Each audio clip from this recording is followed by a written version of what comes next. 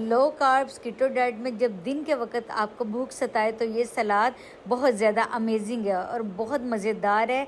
आपका पेट भी भर जाएगा।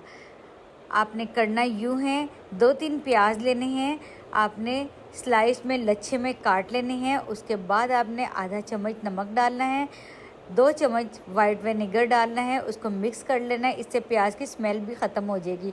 ठंडे पानी में भिगो देना है और एक प्लेट के अंदर आपने गोल गोल टमाटर काटने हैं स्लाइसिस में। पके हुए टमाटरों को आपने डालना है। फिर उसके ऊपर आपने एक तह टमाटरों की लगानी है, एक तह प्याज़ों की लगानी है।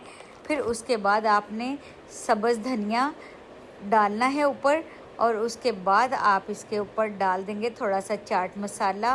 प्याज हमारे लिए इतना ज़रूरी है कि डॉक्टर भी कहते हैं प्याज जो होता है ना वो खून पतला करता है।